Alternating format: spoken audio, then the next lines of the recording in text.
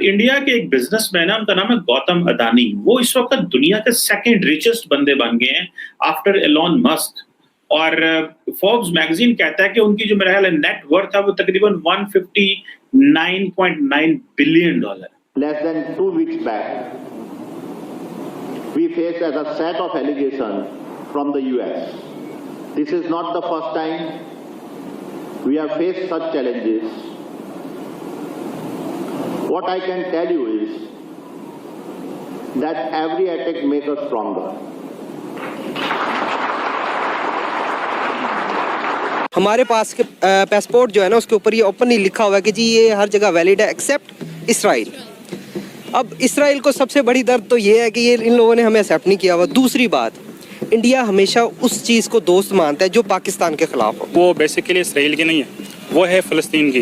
वो दरअसल पाकिस्तान के अंदर, क्योंकि आप पाकिस्तान की एलीट को और पाकिस्तान के जो पॉलिटिकल कल्चर को बड़ा इन डेप्थ समझते हैं, पाकिस्तान के अंदर इंडस्ट्रियलाइज्ड या इंडस्ट्री बेस्ड बिलियनियर्स क्यों नहीं है?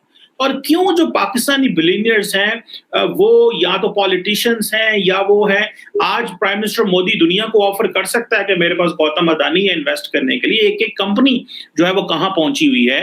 अंदाजन कितने करोड़ के मालिक होंगे गौतम अदानी इस वक्त दुनिया के अंदर? आप उसे उसकी नेटवर्थ पूछ रहे हैं?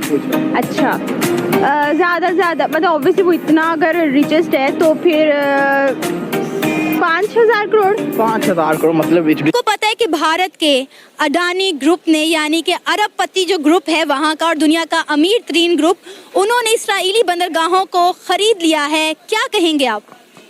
ये एक बड़ी नाजुक सी सूरत हाल है। बहुत अच्छी बात है कि एशिया में एक बिजनेसमैन की नेटवर्क इतनी ज़्यादा है, लेकिन एज अ पाकिस्तानी और बीइंग एज अ टेक्निकल ये हमारे लिए बहुत ही ज़्यादा अफसोसनाक बात है। और उनका झुकाव आज भी जो है वो भारत की तरफ ज्यादा है वर्सेस पाकिस्तान, क्योंकि उन्हें नजर आता है कि भारत से, जो अफगानी समझते हैं कि भारत से कुछ पैसे निकल सकते हैं। कि पाकिस्तान के इतने टैलेंटेड होने के बावजूद भी हमारे बिजनेसमैन इंटरनेशनल लेवल पर इतनी चीज़ें प्रोड्यूस नहीं कर पाते कि हमारा लेवल अप हो। अभी रिसेंटली पाकिस्तान में ये इशू है कि कोई भी चीज़ है उसको हम इंटरनेशनल लेवल पर अपग्रेड करने के लिए हमारे पास सिस्टम नहीं है। अब इसराइल जो है उसको सबसे बड़ा मसला ये है कि पाकिस्तान ने उसको एक्सेप्ट ही नहीं किया हुआ। हमारे पास के पासपोर्ट जो है ना उसके ऊपर ये ओपनली लिखा हुआ है कि जी ये हर जगह वैलिड है एक्सेप्ट इसराइल। अब इसराइल को सबसे बड़ी दर्द तो ये है कि ये इन लोगों ने हमें एक्सेप्ट नहीं किया हुआ। दूसरी बात, इंडिया हमेशा उस चीज़ को दोस्त मानता है जो पाकिस्तान के खिलाफ हो।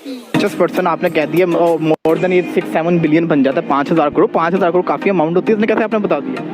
वैसे ही मैंने कहा रिचेस्ट है तो फिर कुछ ना कुछ तो होगा, तो मैंने कहा इतना ही होगा। कुछ ना कुछ तो होगा। तो फिर मैं आपसे कहता हूँ जरा एक और तुक्का मार लीजिए। आपने 5,000 का, मैं कहूँ जरा थोड़ा सा ऊपर जाए, जरा आप रिचेस्ट पर्सन की बात आगे तो थोड़ा ऊपर तो आए जरा। 9,000 करोड़। 9,000 करोड़ मतलब 4 करोड़ की 4,000 करोड़ की जम मार।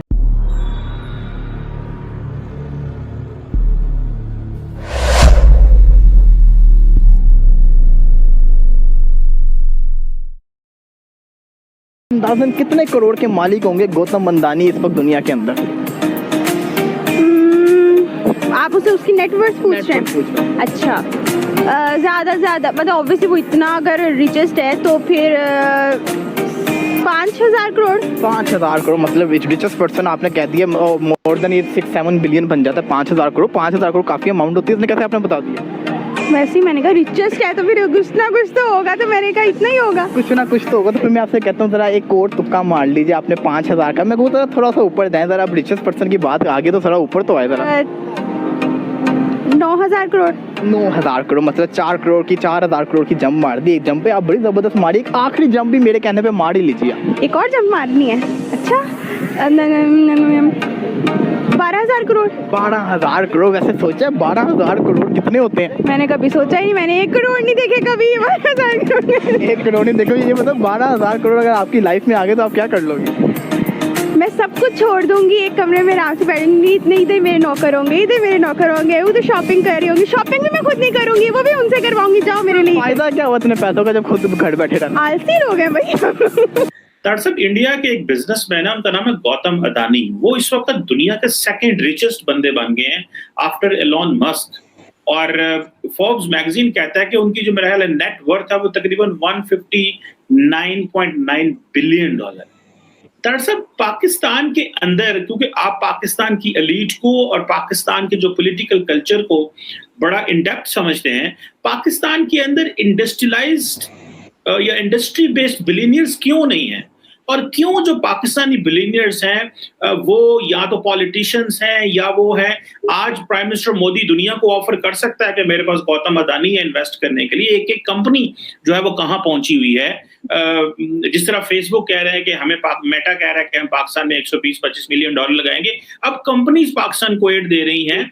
हमारे यहाँ क्यों इस तरह इंडिविजुअल बिलियनियर्स जो एक्सपोर्ट लेड ग्रोथ हमें नहीं दे सके, इसको आप कैसे रीड करते हैं? क्योंकि प्राइम मिनिस्टर मोदी तो आज अपने बिजनेसमैन को इंटरनेशनली जो है वो कैश करवा रहे हैं। सर देखिए, उसमें चीमा साहब, अक़वाम जो होती, कौमें होती हैं, उनके डिसीजन जो पुराने डिसीजन, मैंने इस इंडिया की इकोनॉमी के ग्रोथ के बारे में मैंने बड़ा पढ़ा है इसके बारे में, तो उसमें उनके अर्ली डिसीजन जो है 1947 से लेकर आज तक अगर देखा जाए तो उनके जो डिसीजन पहले जो लगते थे कि अच्छे डिसीजन नहीं है उनके, लेकिन वो सारे आप उनको मैं जब अकेला बैठ के सारी उसकी मैंने रिसर्च की तो वो सारे उस वक्त इस वक्त उन सब का फ्रूट आज निकल रहा है। अब मैं वो छोटी सी बात बताऊंगा कि उन्होंने शुरू में 1947 में इंपोर्ट पे पाबंदी लगा दी और फिर उनका झुकाव रशिया की तरफ था। रशियन आज भी भारत जो है वो दुनिया में सबसे ज्यादा असला खरीद रहा है रशिया के साथ। आज तेल भी ले रहा है तो रशिया से ले रहा है। तो वो रशिया के रिलेशनशिप क्योंकि नजदीक था रशिया और सोशलिस्ट कम्युनिस्ट माइंडसेट था, तो इंडस्ट्रियल रेवोल्यूशन लाया गया। वहां गाड़ियां अपनी बनाई गई, रेफ्रिजरेटर अपने बनाए गए। ये सारा इंपोर्ट का सिलसिला तो अभी 20 साल 25 साल पहले खोला उन्होंने। फिर उसके बाद उनकी इंटरप्शन नहीं हुई, मार्शल लॉ वहां पे नहीं लगे। उनका जो सबसे बड़ी बात, जिसको जमहूरियत कहते हैं, दुनिया में सबसे बड़ा इंतकाम जमहूरियत होता है, इसको सही तरीके से उन्होंने यूज किया है इस चीज को। आज उसकी सबसे बड़ी मिसाल मौजूद है। आम पार्टी एक इतने लार्जर स्केल पर नहीं है, लेकिन पंजाब में आई है, लोग उनको लेकर आए हैं। सबसे बड़ी जमहूरियत की अच्छी मिसाल ये है आम पार्टी का पंजाब में आना।